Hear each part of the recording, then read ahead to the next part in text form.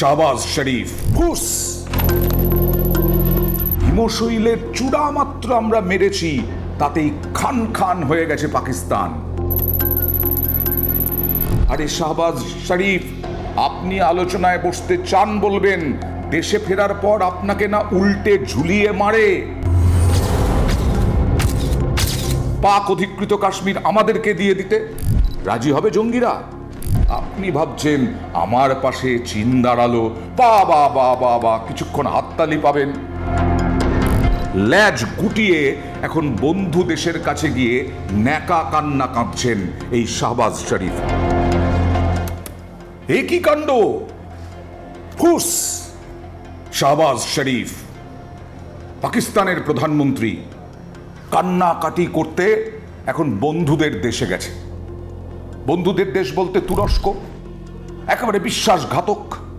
এই তুরস্কতেই ভয়াবহ ভূমিকম্প হয়েছিল, আমরা সমস্ত কিছু সাহায্য পাঠিয়েছিলাম, আর এখন পাকিস্তানকে অস্ত্র শস্ত্র দিয়ে সাহায্য করছে যাতে ভারতকে মারা যায়।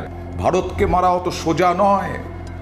কোথায় গেছে তুর্কমেনিস্তান, কোথায় যাচ্ছে আজারবাইজান।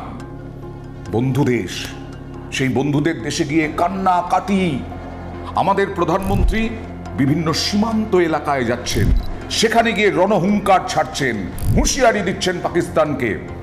पाकिस्तान में ऐसा कोई ठिकाना नहीं है जहां बैठकर आतंकवादी चैन की सांस ले सके। রাজস্থানের সীমান্ত এলাকায়, গুজরাটের সীমান্ত এলাকায়, কাশ্মীরে গেছেন, এছাড়াও আলিপুর দুয়ার, সিকিমে ভাষণ দিলেন আজকে ভার্চুয়ালি। আজকে আলিপুর দুয়ারেও পাকিস্তানকে উচিত শিক্ষা দিলেন, হুঁশিয়ারি দিলেন, কারণ আলিপুর দুয়ারও হচ্ছে সীমান্ত এলাকা। সিকিম, আলিপুর দুয়ার, এই জায়গাটা চিকেন্স নেক আমাদের।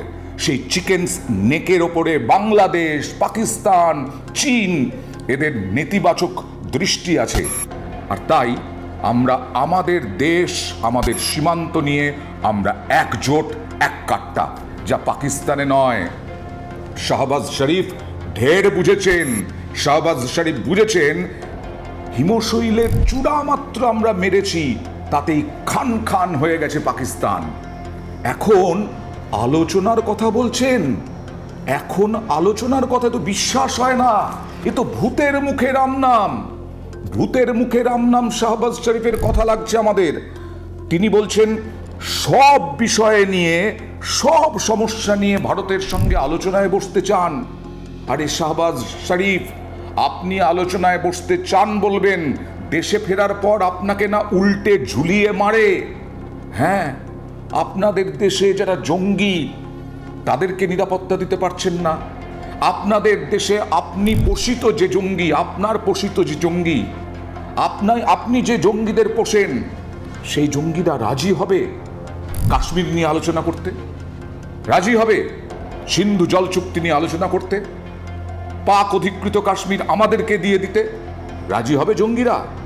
আজকেও রাজনাথ সিং বলেছেন, আমাদের প্রতিরক্ষা মন্ত্রী, পাক অধিকৃত কাশ্মীর খুব তাড়াতাড়ি ফিল করবে পাক অধিকৃত কাশ্মীরের মানুষ যে আমরা এ দেশের মানুষ, আমরা ইন্ডিয়ার মানুষ। पाक ऑक्युपाइड कश्मीर के लोग वो हमारे अपने हैं, हमारे परिवार का हिस्सा हैं, और हमें यह पूर्ण विश्वास है कि हमारे वो भाई जो आज हमसे भौगोलिक और राजनीतिक रूप से अलग हैं, वो भी अपने स्वाभिमान, आत्मा की आवाज और स्वेच्छा से भारत की मुख्य धारा में कभी न कभी जरूर वापस लौटेंगे। ফিল করবেন যে পাকিস্তানে থেকে লাভ নেই, ভারতের উন্নয়নের গতিতে আমরা বরং জোর দিই, যোগও দিই।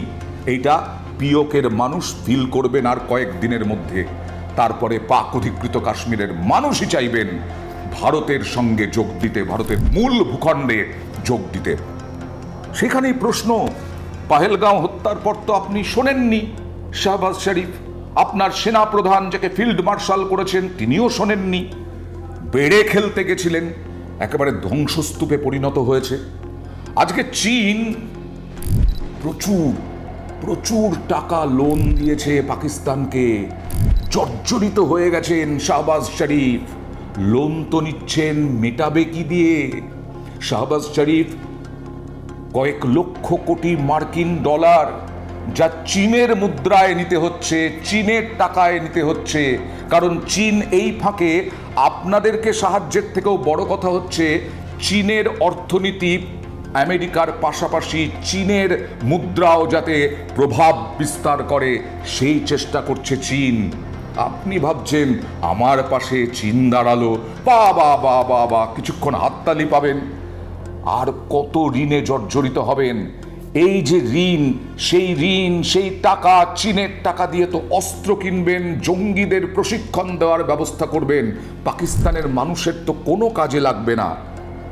আজকে শাহবাজ শরীফ ইরানের প্রেসিডেন্টের সঙ্গে আলোচনা করেছেন, সেখানে বলছেন যে কাশ্মীর, সন্ত্রাসবাদ, জলবন্টন, বাণিজ্য সহ দ্বিপাক্ষিক সমস্ত সমস্যার সমাধানের জন্য নয়াদিল্লির সঙ্গে আলোচনা করতে চায় ইসলামাবাদ। আবার বলছি, এ তো ভূতের মুখে রাম নাম। কারণ এখন টের পাচ্ছেন সিন্ধু নদের জল না গেলে পরে আপনি যত টাকাই ঋণ নিন না কেন শস্য শ্যামলা করতে পারবেন না। যত টাকাই ঋণ নিন না কেন, লক্ষ কোটি ডলার ঋণ নিন, তাতে আপনার মানুষের পেটে ভাত হবে না। কারণ 80% হচ্ছে জমিতে চাষ হয় এই সিন্ধু নদের জল দিয়ে। আমরা চুপ করে বসে আছি। আমরা ভাতে মারতে ওস্তাদ, অস্ত্র হাতে মারতেও ওস্তাদ। তাই এখন নেকা কান্না শাহবাজ শরীফের, ল্যাজ গুটিয়ে এখন বন্ধু দেশের কাছে গিয়ে নেকা কান্না কাঁদছেন এই শাহবাজ শরীফ। পাশাপাশি প্রয়োজনে সংঘাতের পথ খোলা রাখারও বার্তা দিচ্ছেন শাহবাজ শরীফ। ভারত যদি সংঘাতের পথ বেছে নেয় তাহলে তার পরিণতি ভোগ করতে হবে। কোন দিকে যাবেন? একদিকে বলছেন আলোচনা, আরেকদিকে বলছেন সংঘাত। ভারত সংঘাতের পথ বেছে নিয়েছিল। ভারত বহুদিন অপেক্ষা করেছিল পহেলগাঁও হামলার পর, তারপরেও তো কোনো ব্যবস্থা নেননি। তারপরে আমাদের জঙ্গি ঘাঁটি ভাঙতে হয়েছে। জঙ্গি ঘাঁটি ভাঙার পরেও আপনারা ব্যবস্থা নেননি। আপনারা বরং জঙ্গিদের রক্ষার জন্য সেনাবাহিনী দিয়ে, সেনা লেলিয়ে আমাদের দেশের সাধারণ মানুষকে টার্গেট করেছেন। তারপরেও এখনো বলছেন ভারত যদি সংঘাতের পথ নেয়।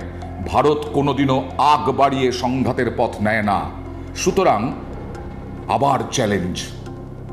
আমির আসিম মুনিরকে আপনি ফিল্ড মার্শাল করে ভাবলেন, সেনা অভ্যুত্থান থেকে বাঁচলেন, গদি বাঁচল, মোহাম্মদ ইউনূস যেমনভাবে গদি বাঁচানোর প্রচেষ্টায়। কিন্তু শাহবাজ শরীফ আর কদিন? সংঘাতের পথে ভারত যায় না, কিন্তু পাকিস্তানের মানুষই এখন বিদ্রোহের পথে। আপনার দেশ টুকরো টুকরো না হয়ে যায়, দেখতে থাকুন।